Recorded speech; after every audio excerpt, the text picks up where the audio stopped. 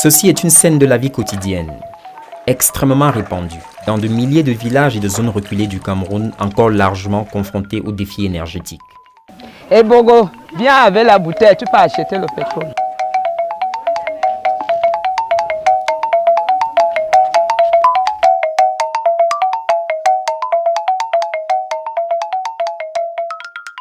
Des millions de personnes de tous âges et de toutes les régions, à qui il est quelque peu difficile d'expliquer aujourd'hui encore combien la réalité peut être autre, moins sombre, plus gaie. La réalité du temps qui passe et des technologies qui évoluent. Changement majeur de voir se diffuser progressivement de nouvelles formes d'accès à l'éclairage domestique reposant principalement sur l'énergie solaire.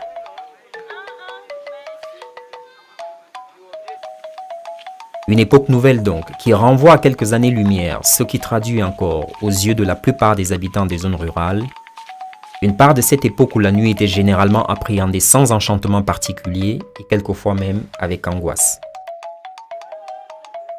La vie au village, quasi identique partout, que l'on vive au nord, au sud, à l'est ou à l'ouest du Cameroun. Une vie souvent ignorée ou oubliée de la plupart des urbains, mais dont la réalité est pleine de restrictions en tout genre, de manquements de petites et grandes tailles, de frustrations. Univers au sein duquel la lampe à pétrole tient de place et de symbole d'une époque dont chacun voudrait hâter la fin. Quand le soir arrive, je suis dérangé à cause de la lumière. Quand je n'ai pas l'argent pour acheter le pétrole, je dors dans l'obscurité. On gâtait beaucoup d'argent quand on achetait le pétrole là tout le temps. Tu achètes le pétrole. Si tu n'as pas le pétrole, tu dors comme ça, dans l'obscurité. Avec les lampes à pétrole, il y avait beaucoup d'accidents. Tu peux laisser même l'essence dans un litre. Et quand tu envoies l'enfant de partir mettre le pétrole dans la lampe, il prend l'essence, il met dans la lampe. Et quand on commence à allumer ça, ça brûle même les enfants, même les maisons. Des bénéfices qui ne se comptent pas pour l'éclairage solaire. Un accès gratuit à la source d'énergie essentiellement constituée de l'ensoleillement de la journée. Une extrême facilité d'utilisation avec des appareils adaptés aux esprits humains les plus simples. Et surtout, une amélioration significative de la qualité de vie et des activités qui y sont liées, en tout lieu et en tout temps pour les personnes qui consentent à ce changement.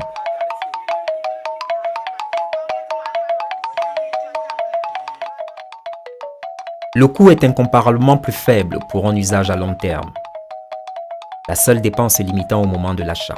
Si bien qu'à l'usage global et tout coût additionné, la solution solaire apparaît 9 fois moins chère qu'une lampe à pétrole et plus de 43 fois moins chère que l'utilisation d'un groupe électrogène à diesel. Elle brille par ailleurs par sa robustesse et sa longue durée d'utilisation, ce qui permet à ses acheteurs de toujours s'en tirer à bon compte. Les évidences sont donc incalculables pour faire de l'éclairage par lampe solaire une modalité nouvelle d'accès à la modernité et un style de vie plus confortable pour des ménages ruraux et à bas revenus, lesquels ont été trop longtemps privés de ce type de ressources. Aussi peut-on désormais plus sereinement envisager de recharger son téléphone portable, tout comme on peut écouter la radio, regarder la télévision en toute tranquillité et bien sûr, envisager le prolongement dans la nuit de toutes sortes d'activités dont la frontière ultime se situait jadis autour de 18 heures.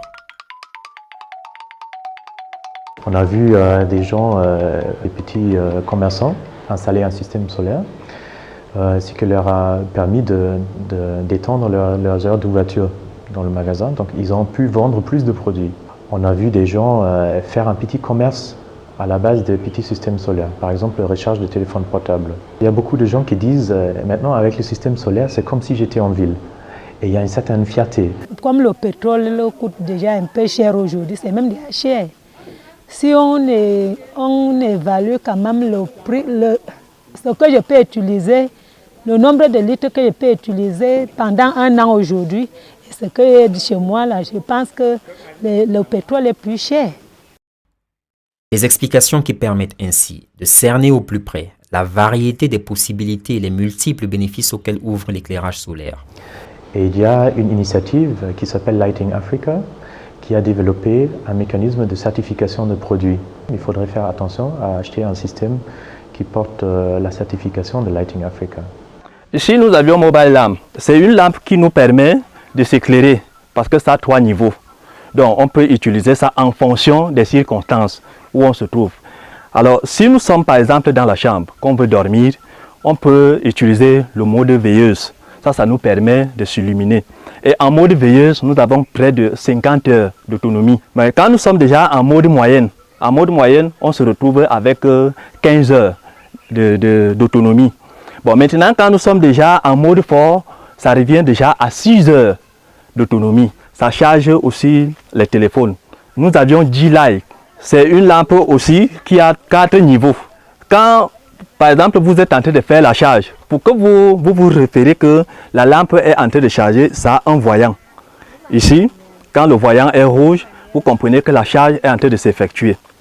Quand le voyant devient déjà vert, ça commence à clignoter 2 fois, 3 fois, 4 fois, jusqu'à 5 fois. Vous comprenez déjà que la batterie est déjà pleine. Ici, nous avions Sonking Pro. Ça part aussi à 3 niveaux. Il y a le mode veilleuse, le mode moyen et le mode fort. Vous avez la possibilité de voir l'autonomie qui reste dans votre lampe pendant ce temps que vous êtes en train de l'utiliser. Et ça aussi la possibilité de faire la charge des téléphones. Nous avions ici Sonking Solo. C'est juste pour la lumière. Mais vous aviez la possibilité d'utiliser en 3 modes aussi. Ça c'est la Solux 50. Quand on regarde ça, elle a l'air d'être très petite. Mais en termes de lumière, c'est une lampe qui a beaucoup de possibilités. Madame Ibana fait partie de celles qui n'ont pas attendu longtemps pour se rendre compte du changement déterminant que pouvait avoir cet éclairage sur l'étendue et le volume de leurs activités. C'est l'énergie solaire qui nous éclaire ici.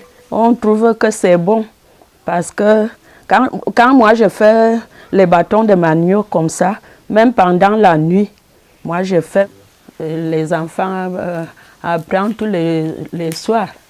Hein. Quand ils viennent de l'école, pendant la soirée, quand ils ont fini de manger, ils apprennent. Chez les Essama également, les choses ont changé. On repousse un peu plus les limites de la vie en s'autorisant une prise en charge des enfants, activité capitale pour les mamans, à des heures et dans des conditions qui, il y a quelques mois encore, étaient tout simplement inenvisageables. Avant, c'était vers 16 heures, il faut se précipiter pour laver les enfants. Il faut se précipiter, tu laisses d'abord ce que tu faisais, le manioc, tout, tu abandonnes tout pour vite laver les enfants. Et ils ne sont pas les seuls.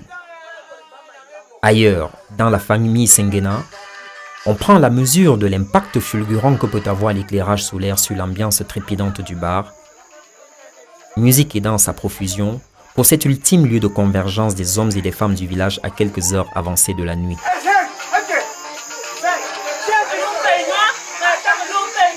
Avant, je fermais mon bar vers les 16 heures. Maintenant, comme il y a déjà l'énergie soleil, je ferme déjà vers les minuit, 1 heure du matin parce que j'ai déjà la clientèle. Gagner de l'argent donc. Se retrouver une fois la nuit tombée. Entretenir la convivialité, la bonne fraternité, mais aussi marcher sur les pas de ce que l'avenir promet. À venir dans les salles de classe moderne de l'école publique d'Assok, où prend forme l'éducation des enfants de toute la zone. Depuis que ses parents ont adopté l'énergie solaire, il y a un grand changement dans la communauté. Les enfants apprennent en groupe, parce que moi-même je surveille ce que les enfants ne faisaient pas avant. Ils s'organisent en groupe, ils sont très contents d'avoir l'énergie, la lumière partout. Il y a un grand changement. Avant, il y avait les moyennes de 8, maintenant ils ont augmenté à 10. Dans notre village, on a déjà les appareils, on charge nos téléphones sur place, on ne se déplace plus donc par rapport à l'énergie solaire. Reste que, en dépit des évidences et de la relative banalisation à laquelle ils peuvent parvenir dans la vie courante, les lampes solaires requièrent tout de même, de la part de leurs acheteurs, des précautions d'utilisation qu'il n'est pas inutile de rappeler. On nous a appris que quand il y a le jour comme ça, quand il fait le soleil, tu prends où tu as la torche ou la radio, tu pars mettre ça dehors. Et quand la nuit vient, tu allumes ça. Ça, c'est lampe énergie. Avec cette lampe, pour l'utiliser, tu prends cette plaque, tu la poses au soleil et tu la branches là, à côté. Ça charge pendant presque toute la journée. Au coucher du soleil, tu la débranches. Après, tu l'allumes là. Pour bien garder ma lampe, je mets ma plaque sur le toit et je surveille.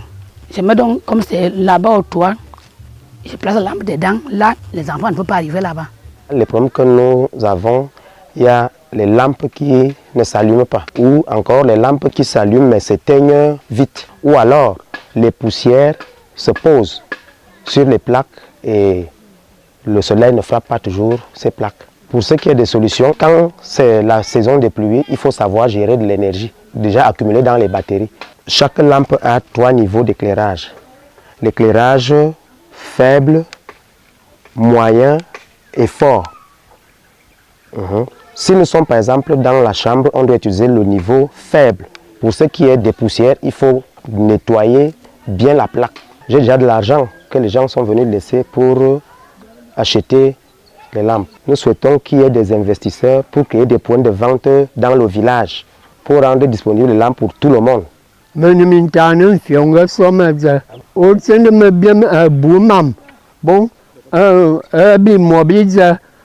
bien volé, fait bon bitosi, bitois, infiété, bien que bien voir, madame, babazan, baba bon métier. L'énergie solaire est venue changer beaucoup de choses dans notre village. Quand on étudiait avec les lampes, on avait mal aux yeux. Quand on rentrait de l'école à 15 h, on était obligé d'étudier avant que la nuit ne tombe. Maintenant, on peut étudier à toute heure avec l'énergie solaire. On a des moyens pour réussir. Cette petite lampe, elle nous aide à étudier la nuit. Il restera alors à l'ensemble de la communauté nationale, des bailleurs de fonds et des organisations publiques, privées et non gouvernementales en tout genre, de prendre connaissance et au mieux, de s'engager à la promotion de cet outil, si fondamental dans le changement des standards de vie des populations dans les zones rurales comme dans les zones urbaines périphériques, généralement frappées par une égale pauvreté.